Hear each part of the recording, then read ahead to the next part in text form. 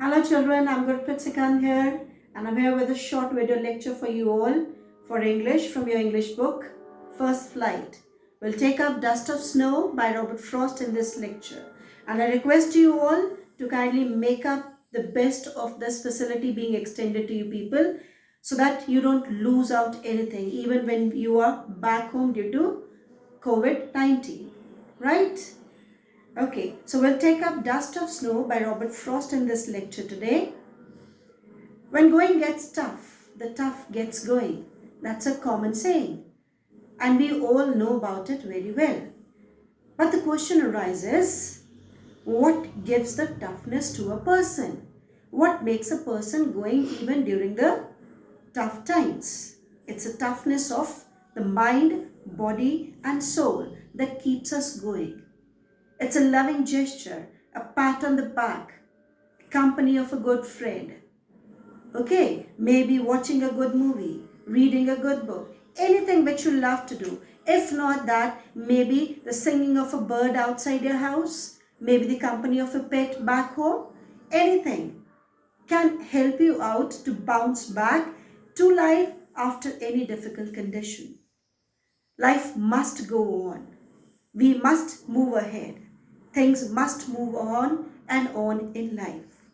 Now, Dust of Snow by Robert Frost is a very short but a meaningful poem highlighting somewhat a similar message.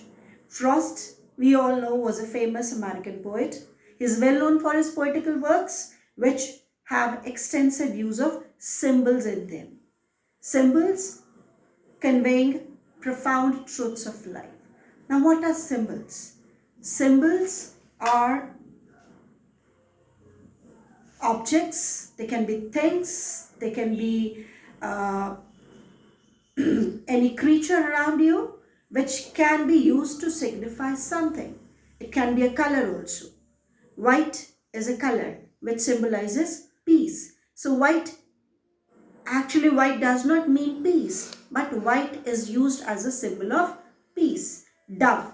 Dove is used as a symbol of peace. Dove is a soap also.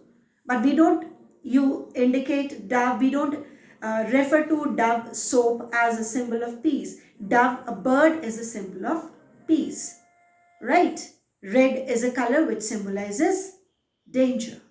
Fine. So this poem too has extensive use of symbols in it, and as we read the poem, I'll let you people know about them too. Fine, children. So let's take up the poem. The poem goes on like this. It's a very small poem. The way a crow shook down on me the dust of snow from a hemlock tree has given my heart a change of mood and saved some part of a day I had rued. Okay, so the very first stanza of the poem, the very first four lines of the poem, they give you the season when the situation is really set in. Dust of snow. Snow, we have snow in the winter season. Dust of snow means fine particles of snow. Okay, so it's a situation which is set up in the winter season. Well, it was a cold winter day and it was snowing all around. Fine. So that fine dust of snow had rested on the top of a hemlock tree. Hemlock is a tree which gives out a poisonous extract. That poison is so strong it can even kill a person also. Okay, so it so happened that it was a very cold day. The poet was going somewhere, and all of a sudden he stands for a while under a hemlock tree. Now what happened? As he was standing under that hemlock tree, a crow came from somewhere, perched on the top of the hemlock tree. Now that resting of the crow on the tree top shook the branches. Now as a result of this activity, the snow which was resting on the tree top, it fell down on the poet. The poet who was in a very bad mood. He had a bad day. He was not happy at all. He was in a sad and a pensive mood. He was very gloomy. Okay, now that small incident of dropping down of snowy flakes from the treetop on the poet brings him back to life. It makes him laugh. It makes him happy. Okay, and he's able to bounce back. And he's thankful that the part of the day after this episode was all saved. It was all not wasted the way the rest of his day was wasted because he had a bad day. I'll take up the poem once again. The way a crow shook down on me the dust of snow from a hemlock tree. It says the way a crow, by perching on the treetop and moving and shaking the branches of the tree, dropped down the dust of snow on me, has given my heart. Now, what was the result of all this? Has given my heart a change of mood. That very episode of dropping down of snowy flakes on me changed my mood. It changed the mood of the poet and saved some part of a day I had ruined. He had a bad day. The entire day went on in a very bad way. He was very upset when he came under that tree. Okay, but after this small episode, when the snowy flake dropped down on him, he felt happy. And he is happy that the rest of the day was not wasted, like the remaining part of the day was not wasted as it happened with the initial part of the day. Ruined means to regret. He's not regretting. He says he's happy that I'll not be regretting that my last part of the day was also wasted. Thank God, because of that small episode of dropping down of the snowy flakes, my last part of the day went on well. His mood was cheerful after that. He was happy and he went on happily after this.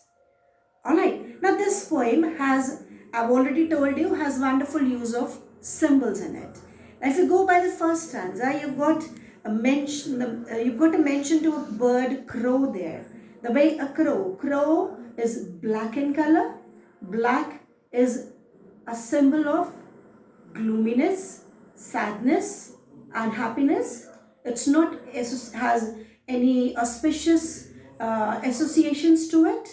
Okay, then hemlock tree. Hemlock tree, it's a poisonous tree. It's a tree which gives us poisonous extracts.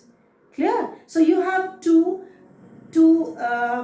symbols being used up in the very first stanza of the poem, symbolizing what? Death, fear. But it's ironically being used out there. Although crow is associated with death or with gloominess or with fear, hemlock is a poisonous tree. But these two objects ironically play a positive role in the life of the poet. Okay, although we associate negativity with these two objects, the crow and the hemlock tree. Although we associate negativity with them, but still they play a positive role. That is ironical. That is an irony in the poem. Clear? So you have two poetic devices being wonderfully used out. First one is symbolism. Crow symbolizing death and fear. Hemlock again symbolizing death and fear. But they are being ironically used. Okay, they don't reflect death or any sad happening in the poem. They are resulting into a happy ending in the poem there. So they are being ironically used by the poet in this poem there. Clear? So what all poetic devices do we have? We have symbolism. What all symbols are there? Black crow and the hemlock tree. Okay, they are inauspicious symbols symbolizing death and fear. But here they are being ironically used. Ironically used, why? Because they bring luck to the poem. They cheer up his mood and he is happy after meeting these two things there. What? The crow and the hemlock tree there. Clear? Then you have a wonderful use of alliteration. Alliteration, you all know, it's a repetition of usually the initial consonant sounds in two or more neighboring words in a sentence there. So you have alliteration in the second last line of the poem there. And said some part of a day I had rued. Said some. Okay, S, the consonant S is being repeatedly used out there.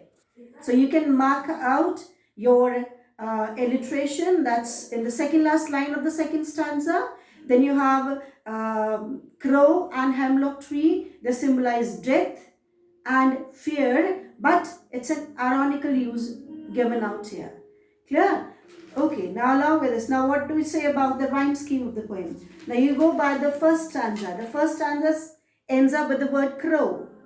So we give A to it. Second line ends up with me. Third again snow. And fourth again tree. So what do you say about the rhyme scheme? It's AB and AB.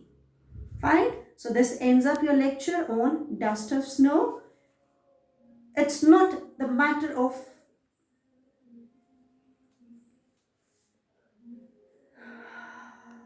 situation. The tough situations, in fact, makes you all the more tougher.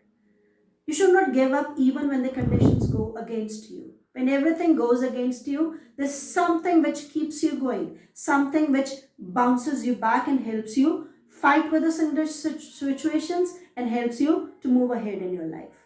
Okay, so we all are in this tough situation in our life right now. As you all know, the world is undergoing in a very tough condition. Alright, we are all fighting against, we have a tough fight going on against COVID-19. So let's show the toughness inside us. Let's move ahead. Stay indoors, maintain hand hygiene, follow cough etiquettes, go for social distancing, eat healthy, stay safe. When the going gets tough, it's truly the tough who goes ahead in life. Fine. So let's all be tough. Let's move ahead. Thank you. Have a wonderful day.